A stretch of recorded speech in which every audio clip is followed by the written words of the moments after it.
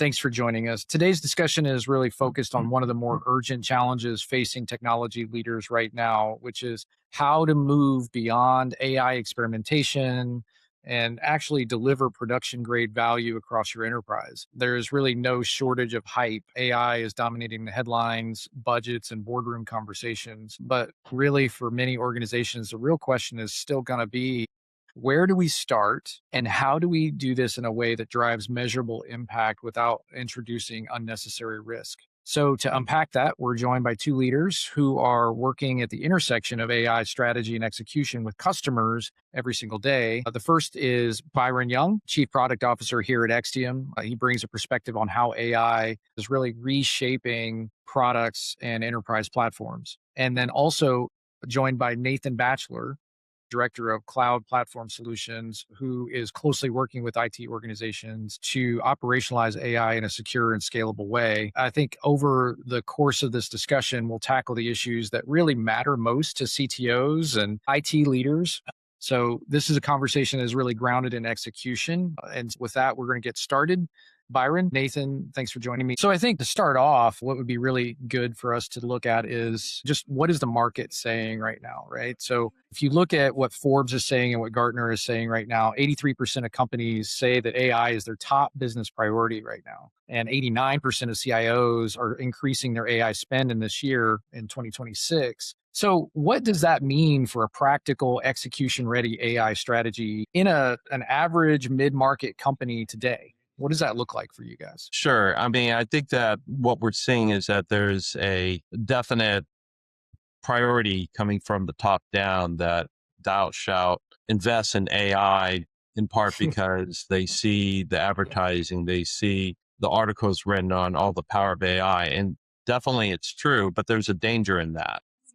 And investing in a technology just for optics sake, will eventually get you into a very disconnected, layered solution that really doesn't address business, problems. And the way that we feel that enterprises, businesses of all types need to approach AI is in a foundational fashion, starting at the ground level of, are they actually ready to adopt AI today? Do they have clean data that AI can actually consume and ingest and provide a reasonable foundation for how their model wants to operate? Then what are the key places in their business, the business workflow that can actually make best use of AI? I mean, AI is very mature in some areas and it's very immature in others. And finally, the other area is security and governance. We have a number of customers that are in very sensitive vertical markets such as healthcare and finance, and security and data governance, protection of proprietary data, especially personal data, is like top on their mind. And so any implementation of AI has to take these factors into consideration for the greatest possible protection. So I think it's interesting because when you look at it globally in an organization, everybody has competing priorities, right? And when you look at cross-functionally as an IT leader, you have to pull all of that together into some sort of rubric or framework to figure out how to prioritize. So Ethan, like when you're talking with customers, how do you prioritize where to start a new project inside of an organization? Like what do you think about? Like how do you approach that? I think there's a couple things we have to think about. When Byron was mentioning, getting started with AI, you really have to pick a workflow and figure out exactly. There's got to be a clear cost driver to it. You can't, it's got to have an anchor in the financials or in a problem you've got within the business. And you have to be careful, when you're starting off an AI project. Governance is a key portion of it, but you can't build the governance necessarily on a quick. You lose momentum when you're trying to build governance ahead of determining if it's actually a proper solution. So, we kind of think through that. Execution ready, you're going to look at how easy and how difficult it is to implement and move forward. The good thing is, for a lot of our customers, they're in that mid-market space and they're not too big that these become big, unwieldy corporate mandates that are going to take 18 months to get moving. To really get those moving forward, though, you really have to think about, having somebody own the AI outcome. So, as what you mentioned, you've got a lot of different silos within an organization. There needs to be one specific owner that takes the deliverable and drives that production discipline as part of the AI project that you're working. Often that's what's going to happen. If you don't have somebody driving it and owning it, it becomes everybody else's problem or a side project for them. Yeah. Well, and I think that segues really well into the next question, right? Because in my experience, there's a lot of high level focus on AI, and then that doesn't necessarily translate into production or business outcome, right? And if at the beginning of this conversation we started talking about how 83% of companies say this initiative is their top business priority, but yet only 12%, according to IDC, actually make it from pilot to production, right? So that gap is really where the challenge, I think, is. And not having the framework, certainly a starting point to where this breaks down. But Byron, what do you see right now where the biggest holes or the biggest mistakes that organizations are making when trying to scale AI beyond an initial pilot program or early success? Like what do you see? Well, I think most organizations dip their toe in the AI water, fairly organically. It's generally not through any form of master planning. It typically is either individuals or perhaps small organizations that want to experiment with AI. So they do the natural thing. Either individuals start using, a chatbot like ChatGPT, or they use Anthropic. Increasingly, Google Gemini is being used for a lot of capabilities, and they just start using it. But there's a danger in that it has the capability of leaking proprietary information out to the public LLM, so that individuals unknowingly may be leaking proprietary information. It could be HR information, for example. It could be proprietary customer databases. It could be training public LLMs on that data because the IT organization was not involved in the implementation of that solution. Similarly, there may be groups that may contract with consulting companies that may create, for example, an autonomous agent to perform some workflow capability. But if that consulting work was not done in concert with a master foundational plan, the same issues can give rise. In fact, the danger in some of these solutions is that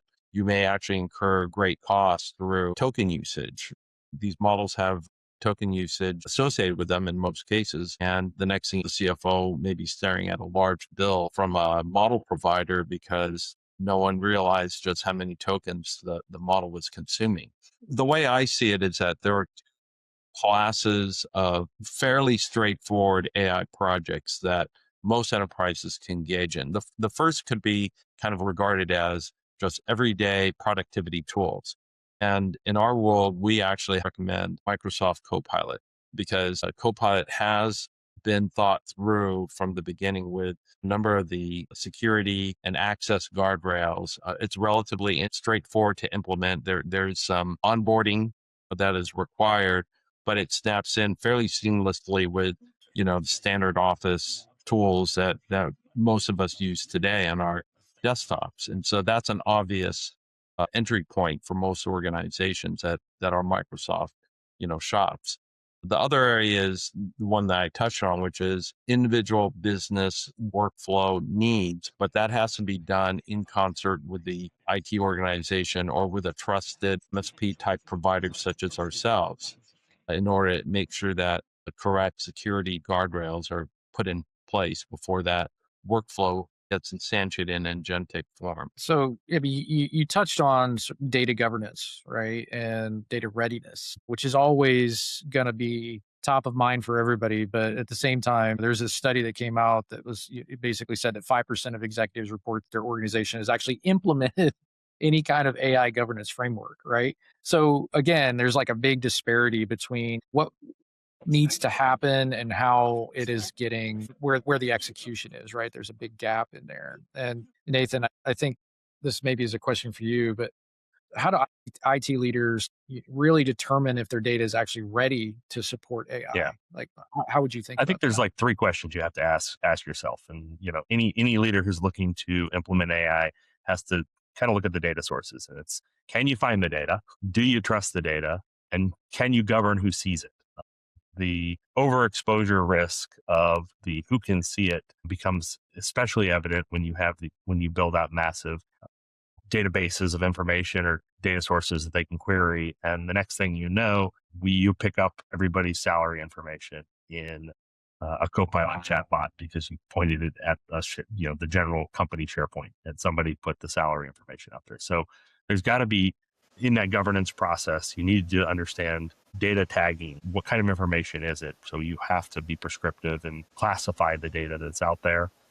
That may be easier in structured data sources, but if you're working on unstructured data sources, you really have to go out and do that discovery and figure out, are there oversharing issues? Do people have too much access to data in certain scenarios? And then ultimately, is the data right? I mean, are you feeding garbage into it? So again, more of a problem with unstructured data, but you get a bunch of drafts around company, corporate press releases, and all of a sudden your model's coming back with incorrect or incomplete data. So you do have some data hygiene that needs to take place as well as you kind of move forward through this. Yeah. But you understand that, like, as you move into implement AI, it doesn't have to be perfect. You can, as you're going through and you're trialing and you're demoing these things out, you're building your use case, you need to know what's good enough for the use case. It doesn't have to be perfect.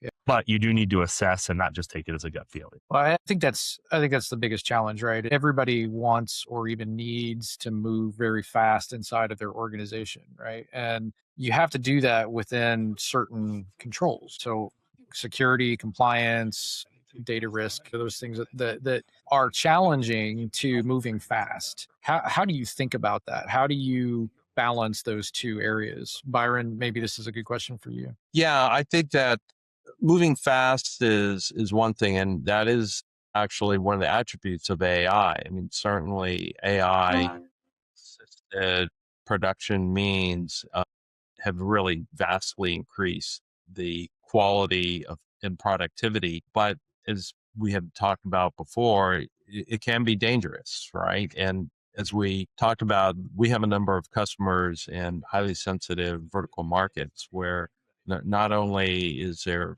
concern about customer data leaking out or crossing over to other customer visibility, but there's legal information that is also involved.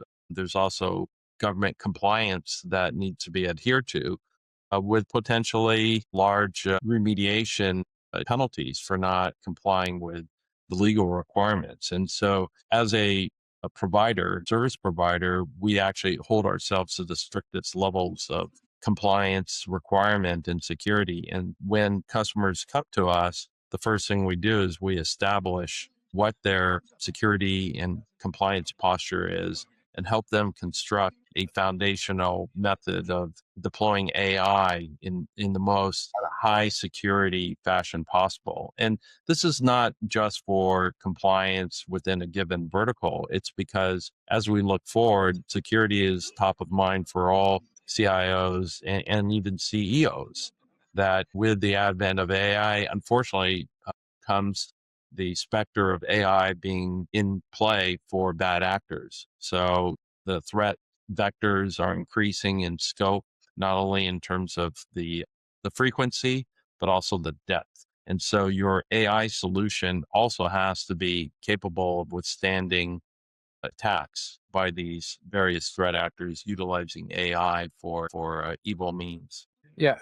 What's interesting to me, you'd mentioned this earlier, Byron, how adoption, shadow AI, where folks are in a company are coming in the side door, right? And that's where a lot of the self-serve AI growth is really happening, right? As people are coming in the side door, they've got their own instance stood up and they're feeding it potentially proprietary information, whether it's knowingly or unknowingly. It's interesting because you have to balance that, right? You have to balance encouraging this in the organization because there are people that are at the bleeding edge that really want to be able to make use of all of the tools to increase productivity, increase their ability to be more productive in their function. It doesn't even matter where they live in the organization. But I think every department has those kinds of people, right, that are out in front. And I think one of the challenges that we see in organizations is how, and you just mentioned Copilot earlier as an implementation, right? What we see is you have bright spots in every department where AI is being used effectively, but then you don't really see that productivity gain across the organization. And so I guess my question is, how do you develop a framework that helps to increase the productivity gains across the organization, not just at the bleeding edge? The fact that we're building into our architecture instrumentation and measurement features, right? Yeah. I mean, you have to have a good architectural framework in place when you're looking at it. You obviously don't want to you want to drive adoption. You look at all of the AI providers, they're all looking at what's the overall adoption and how do we get an agent. And unlike in the past where it may take 6 or 12 months, 18 months for the business to come back and bring a software solution into place or put new process into place or build new reports to bubble this information up, the capabilities that are available to an end user to go and interact with the data that the organization has is at their fingertips. And so you have to think about it architecturally. How do you put the guardrails in place so that you can empower your users to go and build those self-service agents to work with the data that they have at their fingertips, just doing their normal day-to-day job.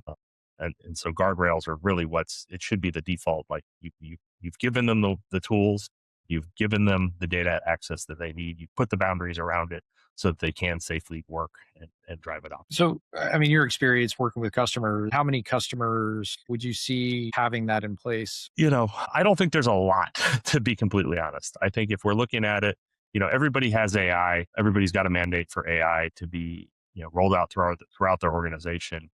The problem is we'll lay out AI and we'll figure everything else out later. And so I think you've seen with some of the disclosures that you've seen in the news around data leakage and things of that nature, you hear the market that says, I need these things. You hear the CEOs who are saying, invest in them and make these things happen. But in reality, IT has often been a blocker for these types of things because they don't have a good handle on their data governance and data compliance. And so you see a retraction of that empowerment to very, very narrow windows where it's all centralized control. And I don't think that's the intent that AI brings to the table.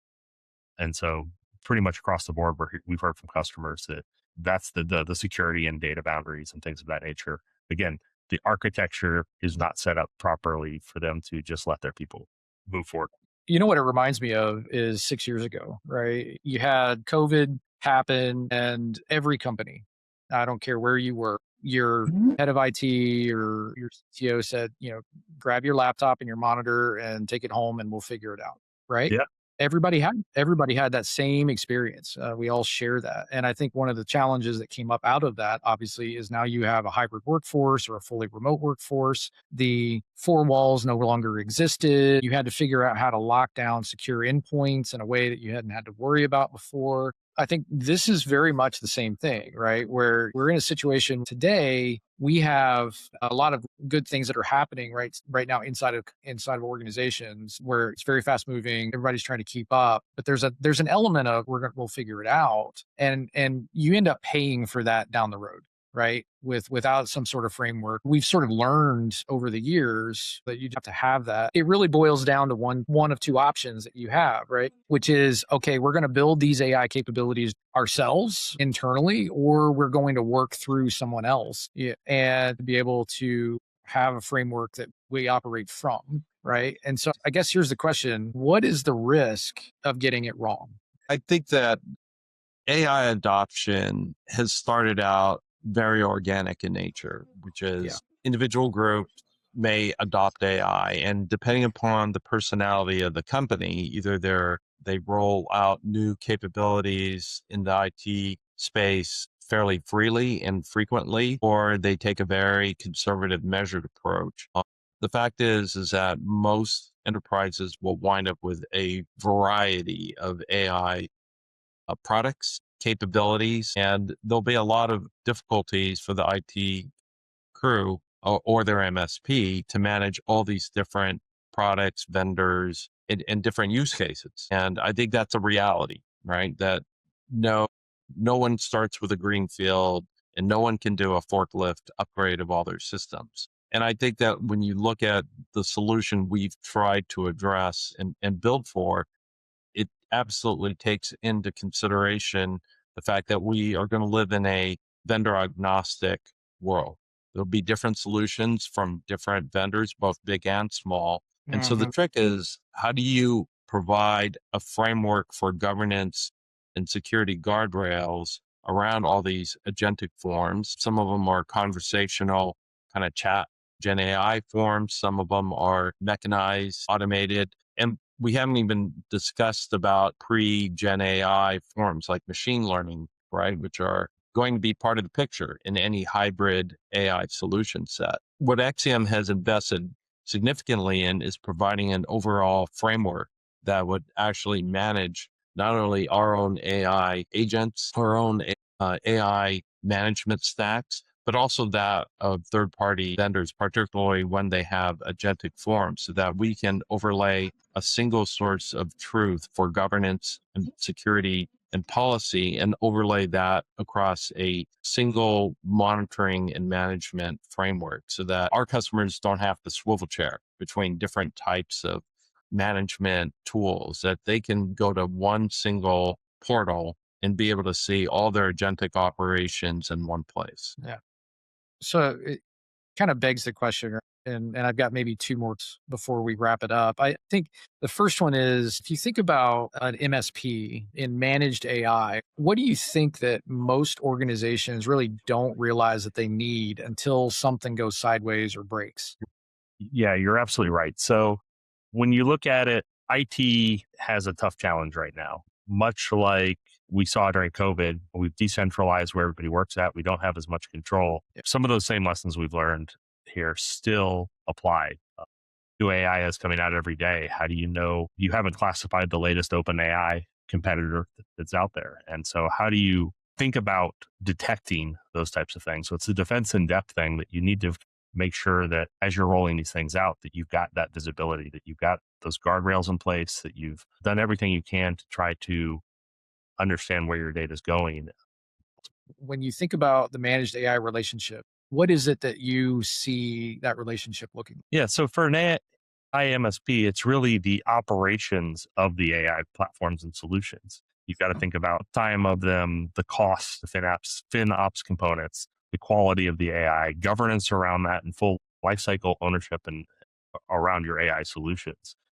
What positions an MSP in a unique scenario is often they have the network and the endpoints, and they have visibility into those so they can tie the services together. And it doesn't just become a project that we're executing on. You truly own the life cycle of the AI solutions within the context of the customer's environment. Yeah, and I just want to add to that. So you're right. The term AI MSP is starting to get some airplay, really just starting this year. But I would say for most of the folks that have come out with that term, it's a very narrow definition. If you are a credible MSP, you are looking at or have already deployed some degree of AI to speed up the workflow within your organization to provide better customer service. And certainly we have been investing in that aspect of our own business for over a year now to good results and much higher customer satisfaction rates. But I think that where we as a company are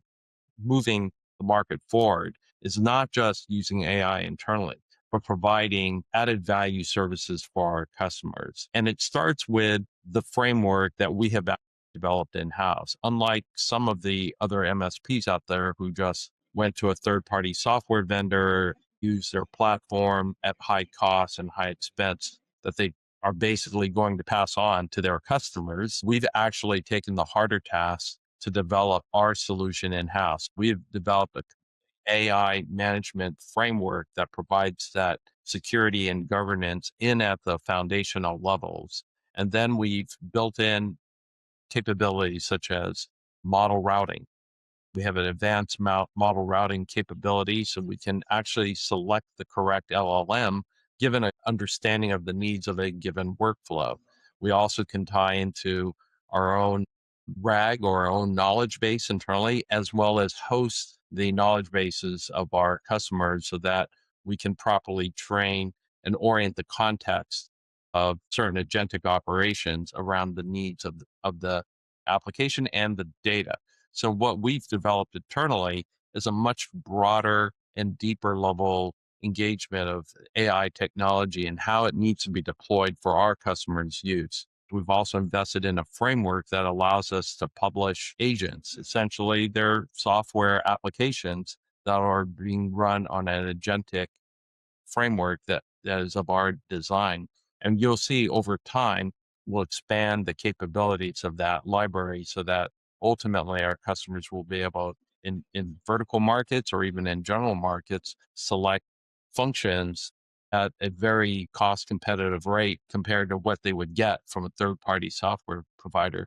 But it's all within a managed service framework. That framework is important, I think. And we had some recent examples you heard about just in the last month.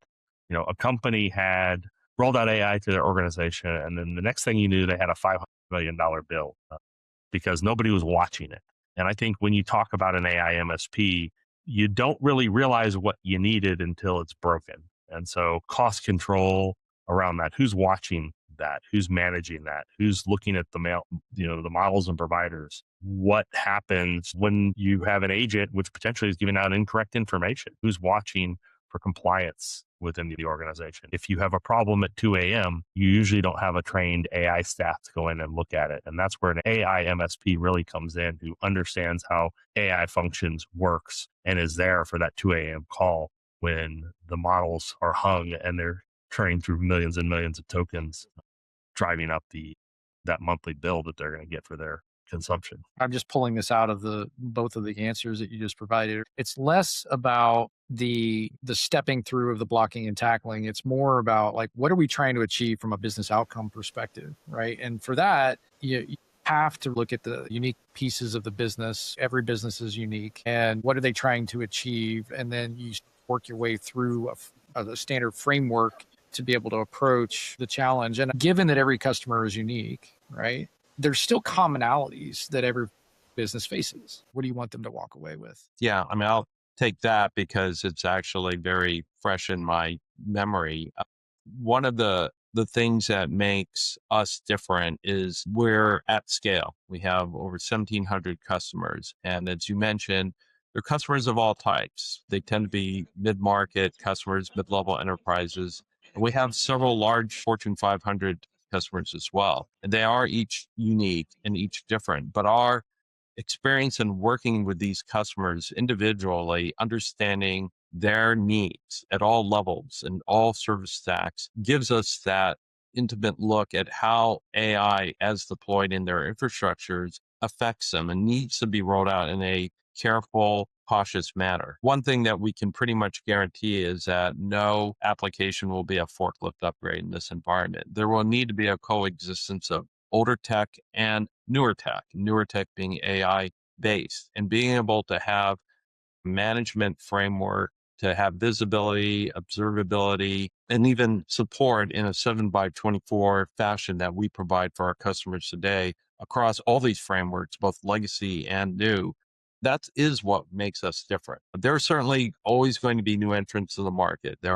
Every day there's someone popping up saying, hey, we're the new hotness in AI MSPs, but what's their history? What have they operated? What does their customer base look like?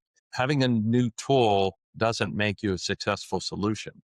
Having the operational expertise, the know-how, the people, and the given track record of a proven MSP is really what sets us apart. Yeah.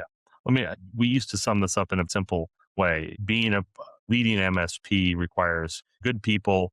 You got to have the right technology and the right processes in place. People, process, and technology, those are the keys to being a successful leading MSP. AI just enhances our capabilities to deliver those. Byron and Nathan, thanks for sharing your insights and what you're seeing inside of the customers today.